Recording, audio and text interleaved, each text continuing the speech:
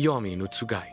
A história completa explicada, do início ao fim. O silêncio antes da tempestade. Imagine crescer sem nunca ter visto um carro. Sem luz elétrica. Sem telefone. Sem nada do mundo que você e eu chamamos de normal. Agora imagine que, de repente, algo enorme corta o céu sobre a sua aldeia. Barulho de lâminas. Vento que derruba tudo. Uma sombra gigante pairando do alto. O garoto que está no centro dessa cena não sabe o que é um helicóptero. Ele acha que é um dragão. Isso é Yomi no Tsugai Daemons of the Shadow Realm. E hoje, no Onifusion, você vai entender cada detalhe do que aconteceu nos episódios iniciais desta obra do começo ao momento em que tudo mudou. Porque em Yomi no Tsugai, nada é o que parece ser. O mundo, dois universos em colisão. A história começa em um lugar sem nome. Uma aldeia isolada, escondida no alto de uma montanha, cercada por uma barreira energética invisível que a protege do mundo externo há décadas, talvez séculos. Os moradores vivem como se o tempo tivesse parado. Eles caçam, cultivam, obedecem a tradições que ninguém questiona. E, no centro dessa aldeia, existe uma regra que todos aceitam sem entender. Uma garota vive trancada numa cela, não como punição, como algo sagrado. Como se ela fosse um segredo que o mundo não pode saber. O nome dela é Asa, e o garoto que a protege desde sempre, que passou a vida inteira sendo seus olhos e suas pernas para o mundo externo, é Yoru, irmãos gêmeos, separados por uma grade e por um mistério que nem eles mesmos compreendem completamente. Arakawa constrói esse mundo com maestria. Ela não explica tudo de uma vez. Ela deixa você sentir o peso desse segredo antes de revelá-lo. E quando a revelação vem, ela destrói tudo o que você achava entender. Episódio 1. O dia que o mundo invadiu. Tudo começa com uma luz no céu. A barreira que protegia a aldeia, essa muralha invisível de séculos, simplesmente desaparece. E o que vem depois não é gradual, não é suave. São homens armados, com armas de fogo, com helicópteros. E aqui está o primeiro golpe de gênio dessa história. Yoru olha para o helicóptero pairando sobre a aldeia e pensa que é um dragão. Num único plano, Arakawa te diz tudo. Esse garoto nunca saiu daquela aldeia. Nunca viu nada do mundo moderno. Para ele, a tecnologia é indistinguível da magia ou do monstro. É o mesmo choque de mundos que ela fez em Full Metal Alchemist. Só que desta vez é mais brutal, mais visceral. A aldeia é atacada. Pessoas morrem. E Yoru tem uma missão: chegar até Asa. Ele ativa o medalhão, uma estátua dupla que representa os portões da aldeia, e dois daemons se materializam: Miji e Hidari. Direita e esquerda. Duas figuras de energia pura. Um homem e uma mulher. Poder sobrenatural em estado bruto. Guardiões que respondem apenas a ele. A batalha é brutal. A aldeia que parecia intocável está em chamas. E Yoru luta. Luta por Asa. Luta pelo único mundo que ele conhece. Mas, quando ele finalmente chega à cela, a Asa que estava lá era uma isca. A Asa real estava do lado de fora, com os atacantes. Em um único giro de roteiro, Arakawa destruiu tudo que você assumiu sobre esses personagens. Yoru não está perseguindo um inimigo. Ele está perseguindo a irmã. E a irmã pode não ser quem ele imagina que é.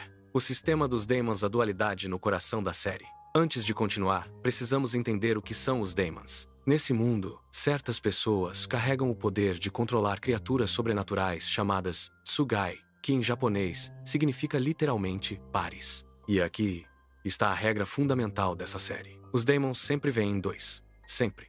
Um usuário nunca controla apenas um Daemon. É sempre uma dupla. Esquerda e direita. Luz e sombra. Dia e noite. Parece familiar? Em Full Metal Alchemist, a alquimia era regida pelo equivalente exchange. Você não ganha sem perder algo de igual valor. Em Yomi no Tsugai, os Daemons existem em dualidade. Você não controla um lado sem carregar o outro. É o mesmo DNA filosófico. A mesma ideia de que o poder tem um preço embutido na sua própria natureza. E os gêmeos Yoru e Asa são chamados de os filhos que dividem o dia e a noite. Isso não é acidente. É a espinha dorsal da profecia que vai conduzir toda a série. Mas espera, antes de continuar, preciso falar sobre algo que acontece nos episódios seguintes que vai te fazer ver tudo de outro jeito. Porque a pergunta que a série planta logo no início não é: quem são os vilões? É uma pergunta muito mais perturbadora: em quem Yoru pode confiar? Fica até o final. Episódios 2 e 3. O mundo que Yoru nunca viu. Com a aldeia em caos e Asa desaparecida com os atacantes, Yoru tem uma missão impossível: rastrear a irmã num mundo que ele nunca viu. E aqui a série faz algo que poucos animes fazem tão bem. Ela usa a ignorância do protagonista como ferramenta narrativa. Yoru não sabe o que é uma cidade. Não sabe o que é um telefone. Não sabe que o mundo além da montanha tem bilhões de pessoas, governos, exércitos. Para ele tudo é novo, e esse olhar de criança num mundo adulto força você, espectador, a ver coisas óbvias com outros olhos. Uma rua movimentada se torna um labirinto incompreensível. Uma arma de fogo se torna um trovão nas mãos de estranhos. É a técnica do peixe fora d'água, só que invertida. Não é o homem civilizado que vai para o mato. É o menino selvagem que entra na civilização. Mas, enquanto Yoru tenta entender esse mundo novo, Asa está do outro lado. E o que vemos dela nos episódios seguintes é perturbador. Ela não parece estar em sofrimento. Ela não parece precisar de resgate. Ela age com autonomia, com propósito, como se soubesse exatamente o que está fazendo. Quem é a Asa real? A menina frágil que Yoru sempre protegeu? Ou algo completamente diferente? Essa tensão, essa dúvida sobre a identidade da irmã, é o motor emocional de toda a série. Arakawa não te dá respostas fáceis. Ela te dá camadas. Episódio 4. Confronto. E a revelação da Dera. Enquanto Yoru avança sua busca, a série começa a expandir o universo além da aldeia. Aparece um personagem que os fãs do Reddit já estão chamando de um dos melhores designs de suporte da temporada. Dera é um mercador misterioso que parece saber muito mais do que deveria sobre Yoru, sobre a aldeia e sobre o que realmente aconteceu naquela noite do ataque. Repara no visual dele. Aquele estilo casual que esconde algo mais profundo por baixo. Aquele sorriso que nunca revela tudo. Se você viu Full Metal Alchemist, você vai reconhecer esse arquétipo. Greed, o guloso, não é o vilão, não é o herói.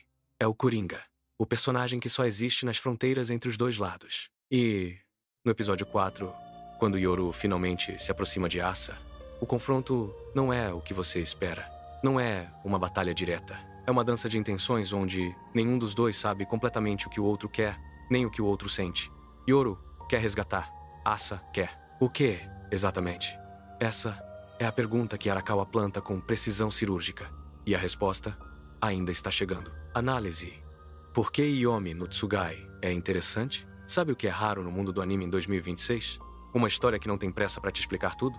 Estamos numa era de Isekai de 12 episódios. Sistemas de status na tela. Protagonistas que ficam overpowered no episódio 2. Yomi no Tsugai chega fazendo o oposto. Ela constrói, camada por camada, com paciência. E não é coincidência que isso venha de Hiromu Arakawa. A mulher que passou 9 anos construindo Fullmetal Alchemist sem perder o fio, que escreveu uma história sobre irmãos, sacrifício e o custo do poder e fez isso de um jeito que ainda ressoa hoje, 20 anos depois. Yomi no Tsugai não é Fullmetal Alchemist. Ela vai deixar isso claro rapidamente, mas carrega o mesmo respeito pelo espectador, a mesma convicção de que você é capaz de aguentar uma história complexa. 24 episódios confirmados, 12 volumes de mangá já publicados. Estamos no começo de algo que pode durar anos, e o Onifusion vai estar aqui em cada passo. O que esperar, teorias e próximos episódios. Antes de encerrar, 3 perguntas que o fandom já está discutindo e que vão explodir nos próximos episódios. Pergunta 1. O que realmente aconteceu com os pais dos gêmeos? A aldeia sabe mais do que revelou. A avó Yamaha, personagem que aparece brevemente nos primeiros episódios, parece ter conexões com o lado dos atacantes. Existe uma linha de sangue sendo escondida aqui. Pergunta 2. Os Daimons de Asa, quais são? Yoru tem Migi e Hidari, direita e esquerda. Se os gêmeos dividem o dia e a noite, a simetria sugere que os Daimons de Asa seriam opostos aos dele. Mas opostos em que sentido? Força? Natureza? Lealdade? Pergunta 3. Asa está sendo controlada ou ela está escolhendo? Essa é a que vai te manter acordado à noite. Porque se ela escolheu estar com os atacantes, se ela sabia que a menina na cela era uma isca, então tudo que Yoru acredita sobre a irmã que protegeu a vida toda está errado. E Arakawa é exatamente o tipo de autora que faz essa escolha. Yomi no Tsugai é o anime que eu não sabia que precisava. Em 2026. É lento quando precisa ser. É brutal quando menos se espera. E tem a assinatura de uma das maiores escritoras do mangá ainda ativa hoje. Se você ainda não começou a assistir, está no Crunchyroll, com 4 episódios disponíveis agora. E quando você assistir, volta aqui. Porque nos próximos vídeos, vamos mais fundo à análise dos gêmeos, as teorias sobre a profecia e uma comparação episódio a episódio com o mangá para entender o que está por vir. Tudo aqui no Onifusion. Porque as histórias mais importantes são sempre as que ganham voz nas sombras. Se esse vídeo te ajudou a entender o universo de Yomi no Tsugai, deixa o like. Cada curtida ajuda o canal a chegar em mais fãs de anime que merecem conhecer essa obra. Se inscreve para não perder os próximos episódios desta série. E me conta nos comentários, qual foi o momento que mais te impactou até agora? A chegada do helicóptero? A revelação sobre a Asa real? Me conta aqui embaixo.